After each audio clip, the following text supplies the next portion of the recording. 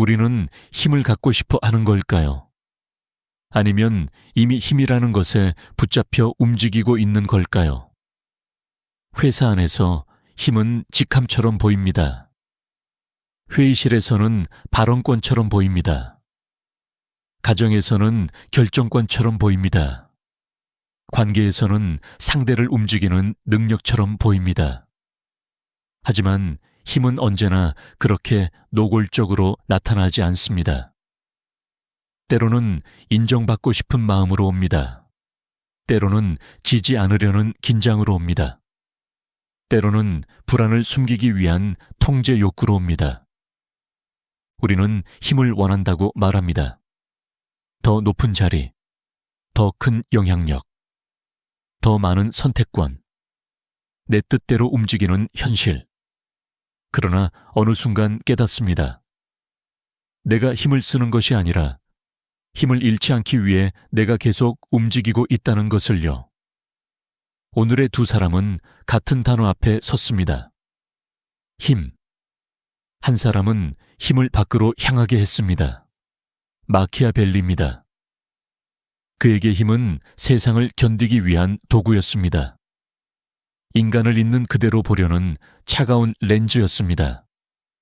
다른 한 사람은 힘을 안으로 향하게 했습니다. 마르쿠스 아우렐리우스입니다. 그에게 힘은 타인을 꺾는 능력이 아니라 자기 안에서 흔들리는 욕망과 분노를 다스리는 능력이었습니다. 둘 다 순진하지 않았습니다. 둘 다 현실을 피하지 않았습니다. 둘 다 권력 가까이에 있었습니다. 그러나 한 사람은 말했습니다. 정치의 세계에서 살아남으려면 인간을 믿기보다 계산해야 한다고. 다른 한 사람은 말했습니다. 세계가 아무리 거칠어도 먼저 자기 영혼을 잃지 말아야 한다고. 이 둘은 힘에 대해 반대의 답을 내놓은 것처럼 보입니다. 하지만 더 깊이 보면 둘은 같은 질문을 붙잡고 있었습니다. 사람은 힘을 가졌을 때 무엇이 되는가? 그리고 힘은 사람을 어디까지 바꾸는가?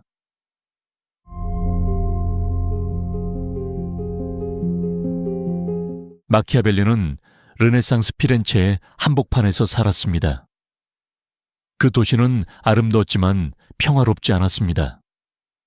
예술과 철학이 꽃피던 도시였지만 정치의 바닥에는 배신과 음모와 전쟁이 있었습니다.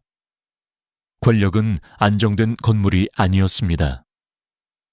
어제의 지배자가 오늘 쫓겨났고 오늘의 친구가 내일의 위험이 되었습니다. 도덕은 자주 말해졌지만 결정적인 순간에는 힘있는 사람이 살아남았습니다. 마키아벨리는 그 세계를 가까이에서 보았습니다. 외교관으로 일하며 군주와 도시국가와 교황권의 움직임을 관찰했습니다. 그는 인간이 어떤 말을 하는지가 아니라 위험 앞에서 실제로 어떻게 행동하는지를 보았습니다. 그가 붙잡은 핵심 욕망은 단순히 권력을 탐하는 욕망이 아니었습니다. 그보다 더 냉정했습니다. 현실을 있는 그대로 장악하고 싶은 욕망이었습니다. 사람들이 믿고 싶어하는 인간이 아니라 실제로 움직이는 인간을 이해하고 싶은 욕망이었습니다. 왜 그 욕망이 강해졌을까요? 그의 시대가 그에게 부드러운 믿음을 허락하지 않았기 때문입니다. 피렌체의 정치는 빠르게 바뀌었습니다. 메디치 가문이 돌아오고 그는 공직에서 밀려났으며 고문과 추방에 가까운 삶을 겪었습니다. 그는 권력의 바깥으로 밀려났을 때 오히려 권력의 본질을 더 선명하게 보게 되었습니다. 힘이 있을 때 사람들은 말합니다. 정예, 명예, 전통, 공동선. 그러나 힘을 잃었을 때 보이는 것은 다릅니다. 누가 나를 보호해 주는가? 누가 등을 돌리는가? 어떤 말이 실제로는 아무것도 지키지 못하는가? 마키아벨리에게 정치란 선한 의도가 이기는 공간이 아니었습니다. 그것은 불안정한 인간들이 두려움과 이익과 욕망에 의해 움직이는 공간이었습니다. 그래서 그는 물었습니다. 군주는 사랑받는 것이 좋은가? 두려움의 대상이 되는 것이 좋은가? 이 질문은 잔인하게 들립니다. 하지만 그에게 이 질문은 취향이 아니었습니다. 생존의 문제였습니다. 사랑은 변할 수 있습니다. 감정은 식을 수 있습니다. 사람들은 감사보다 이익을 더 빨리 기억할 수 있습니다. 그러나 두려움은 더 오래 지속될 수 있습니다. 그는 인간을 미워해서 그렇게 본 것이 아닙니다. 어쩌면 너무 많이 보았기 때문에 그렇게 썼습니다. 사람들이 스스로 생각하는 모습과 위험 앞에서 드러나는 모습 사이에 강역을 보았기 때문입니다. 마키아벨리의 삶에서 이 욕망은 글로 드러났습니다. 그는 권력을 잃은 뒤에도 권력의 언어를 놓지 않았습니다. 오히려 글 속에서 더 정확하게 권력을 해부했습니다. 그에게 힘은 감정이 아니었습니다. 도덕적 장식도 아니었습니다. 도구였습니다. 칼처럼 차갑고 지도처럼 계산적이며 필요할 때는 불편한 결정을 가능하게 하는 수단이었습니다. 이 욕망은 성취를 만들었습니다. 마키아벨리는 정치에 대한 환상을 벗겨냈습니다. 권력은 아름다운 말로만 유지되지 않는다는 사실을 보여주었습니다. 지도자는 선하기만 해서는 부족하다는 불편한 진실을 말했습니다. 그래서 그는 지금도 읽힙니다. 그의 문장은 사람을 불편하게 하지만 현실의 회의실과 조직과 권력 관계를 설명할 때 이상할 만큼 오래 살아남습니다. 하지만 바로 그 힘이 균열도 만들었습니다. 현실을 너무 차갑게 보면 사람은 결국 사람을 수단으로 보기 시작합니다. 신뢰는 순진함으로 보이고 공감은 약점처럼 보이며 양심은 전략의 방해물처럼 보일 수 있습니다. 마키아벨리의 위험은 여기에 있습니다. 그는 현실을 직시하게 하지만 그 직시가 어느 순간 냉소가 될 수 있습니다. 세상을 속지 않기 위해 바라보다가 끝내 아무도 믿지 못하는 사람이 될 수 있습니다. 오늘의 시청자에게도 이 욕망은 낯설지 않습니다. 조직에서 오래 살아남은 사람일수록 압니다. 좋은 의도만으로 일은 굴러가지 않습니다. 성과를 내야 하고 사람을 움직여야 하며 때로는 불편한 결정을 내려야 합니다. 그래서 마키아벨리는 우리 안에서 속삭입니다. 순진하지 마라. 힘의 구조를 보라. 사람들이 말하는 이유보다 움직이는 이유를 보라. 이 속삭임은 필요합니다. 하지만 전부가 되어서는 안 됩니다. 마키아벨리를 한 문장으로 정리하면 이렇습니다. 그는 힘을 통해 현실을 속지 않고 붙잡으려 했던 사람입니다.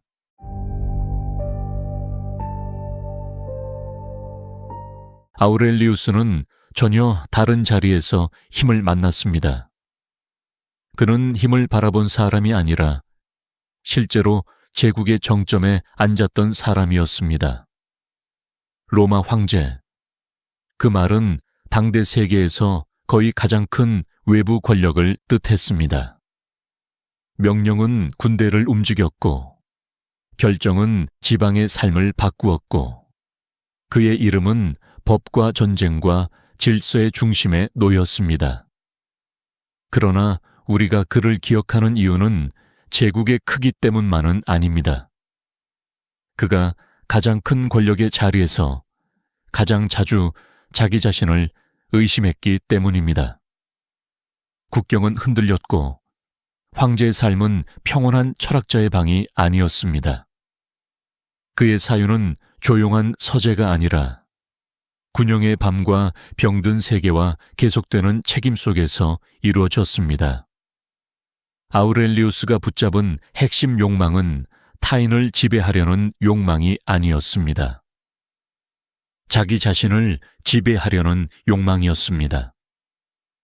그는 외부를 완전히 통제할 수 없다는 사실을 알고 있었습니다. 날씨도 전쟁도 타인의 판단도 죽음도 자기 뜻대로 멈추지 않는다는 것을 알고 있었습니다. 그래서 그의 힘은 방향을 바꾸었습니다. 밖에서 안으로, 사건에서 태도로, 지배에서 절제로. 그 욕망이 강해진 이유는 분명합니다. 그에게는 도망칠 수 없는 책임이 있었기 때문입니다. 평범한 사람은 마음이 흔들리면 잠시 물러날 수 있습니다. 하지만 황제는 흔들리는 마음으로도 결정을 내려야 합니다. 분노한 상태에서도 사람을 만나야 합니다. 두려운 상태에서도 군대를 이끌어야 합니다. 지친 상태에서도 세계의 무게를 견뎌야 합니다. 그는 알았습니다. 가장 위험한 적은 늘 바깥에만 있는 것이 아니라는 것을요. 내 안의 분노, 칭찬받고 싶은 욕망, 모욕에 반응하고 싶은 충동, 권력을 내 능력으로 착각하는 오만. 이것들이 황제 안에서 커질 때 제국 전체가 그 흔들림의 영향을 받을 수 있었습니다. 그래서 그는 자신에게 계속 말했습니다. 네가 통제할 수 있는 것과 통제할 수 없는 것을 구분하라. 사건이 아니라 판단을 보라. 타인의 행동보다 네 반응을 먼저 다스려라. 이것은 약한 태도가 아니었습니다. 오히려 가장 어려운 힘이었습니다. 밖을 누르는 힘보다 안에서 올라오는 충동을 멈추는 힘이 더 어렵기 때문입니다. 아우렐리우스의 삶에서 이 욕망은 반복으로 드러났습니다. 그는 자신에게 쓰는 글을 남겼습니다. 누군가를 설득하기 위한 연설이 아니라 무너지는 자신을 다시 붙잡기 위한 문장들이었습니다. 그는 자신이 황제라는 사실을 잊지 않았습니다. 하지만 동시에 자신도 한 인간이라는 사실을 더 잊지 않으려 했습니다. 권력은 그를 높였지만 그는 그 높이가 자기 영혼을 흐리게 만들 수 있다는 것을 경계했습니다.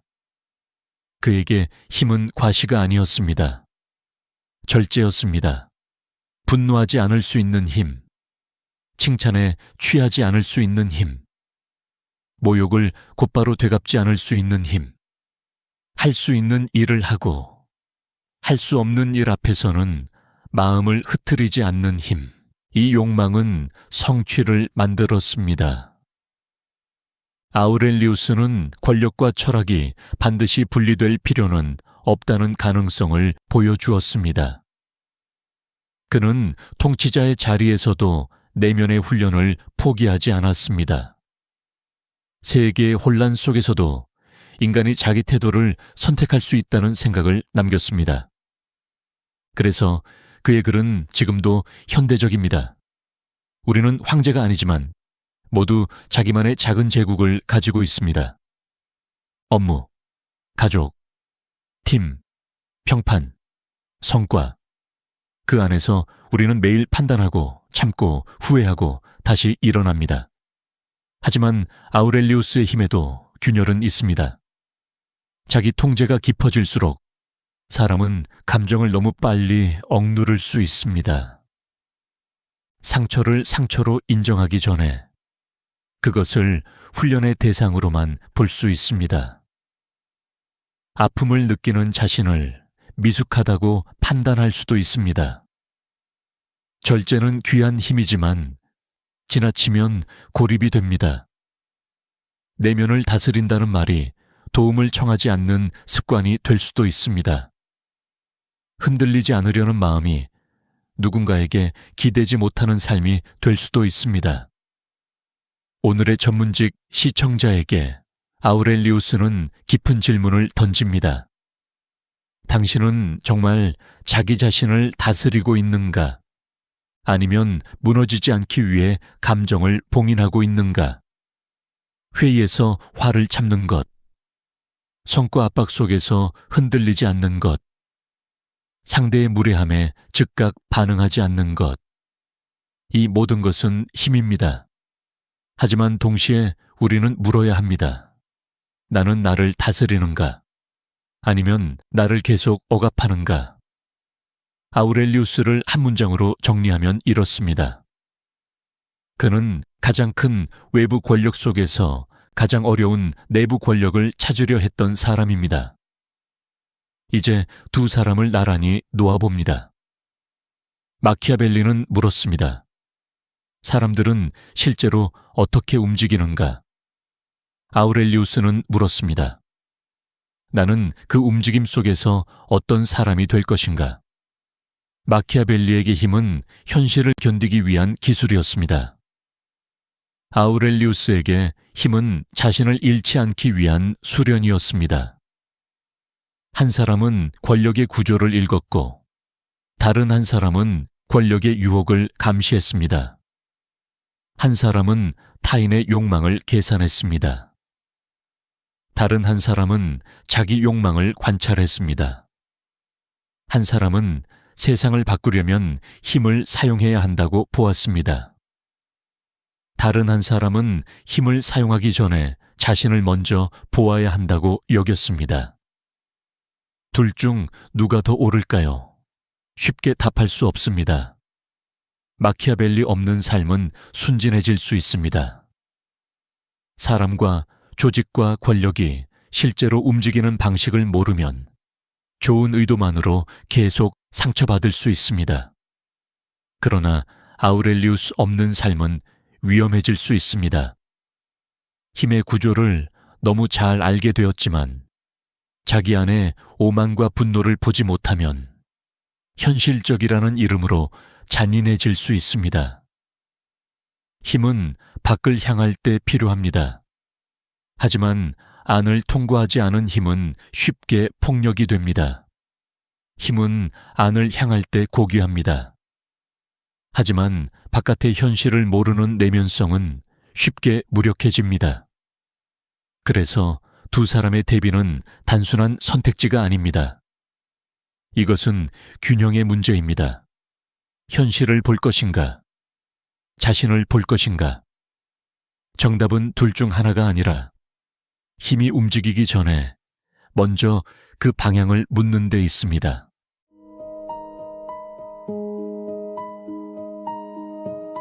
이제 질문은 우리에게 돌아옵니다. 당신은 어떤 힘을 쓰고 있습니까?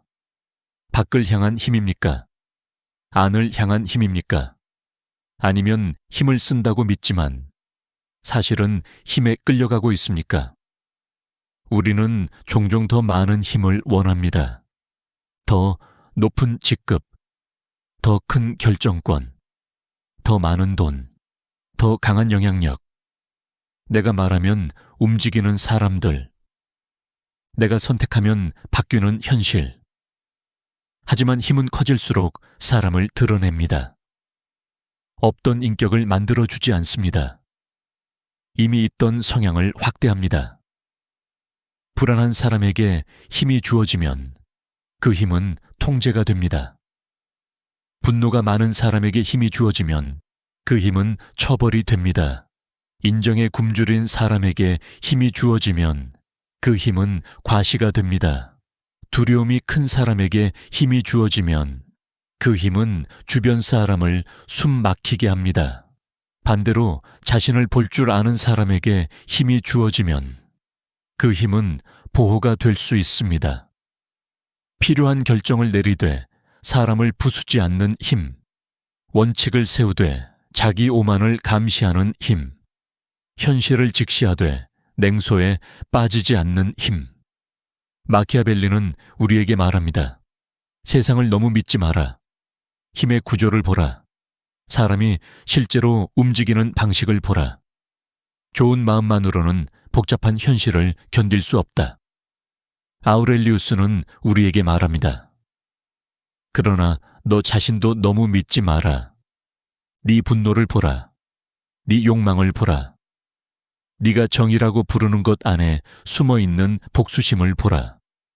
네가 책임이라고 부르는 것 안에 숨어있는 지배욕을 보라. 두 목소리는 충돌하는 것 같지만 사실 함께 있어야 합니다.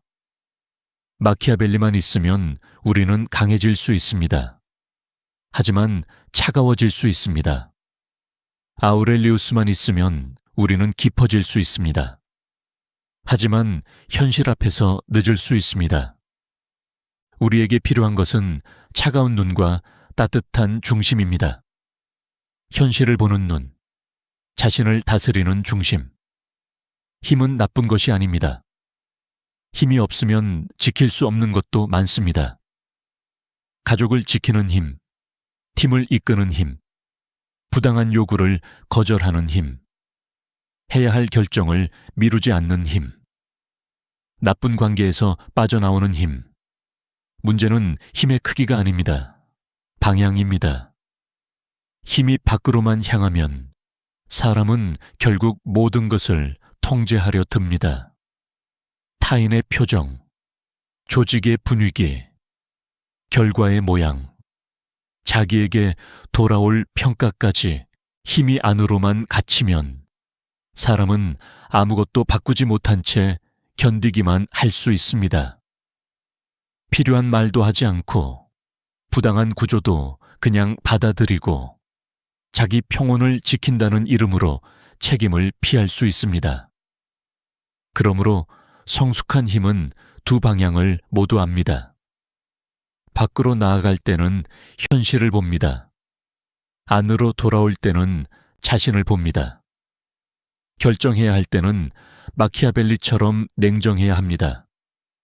하지만 결정한 뒤에는 아우렐리우스처럼 자신을 점검해야 합니다. 내가 지금 문제를 해결하려는가? 아니면 누군가를 이기려는가? 내가 원칙을 지키려는가? 아니면 체면을 지키려는가? 내가 책임을 다하려는가? 아니면 불안을 통제하려는가? 이 질문을 하지 않는 힘은 위험합니다. 성과를 내도 상처를 남깁니다. 사람을 움직여도 신뢰를 잃습니다. 목표를 달성해도 자기 안의 평화를 잃습니다. 힘은 결국 손에 쥔 것이 아닙니다. 힘은 방향을 선택하는 능력입니다. 내가 무엇을 움직일 것인지, 무엇을 멈출 것인지, 무엇을 지킬 것인지, 무엇을 내려놓을 것인지 아는 능력입니다. 마키아벨리는 힘의 외부를 가르칩니다. 아우렐리우스는 힘의 내부를 가르칩니다. 한 사람은 말합니다. 현실을 보라. 다른 한 사람은 말합니다. 너 자신을 보라. 그리고 우리는 그 사이에서 물어야 합니다. 내 힘은 지금 어디로 향하고 있는가? 누군가를 부수는 쪽인가? 무언가를 지키는 쪽인가? 힘은 크기 때문에 위험한 것이 아닙니다. 방향을 잃을 때 위험합니다. 잘못 쓰면 힘은 관계를 부수고 조직을 병들게 하고 자기 자신까지 망가뜨립니다.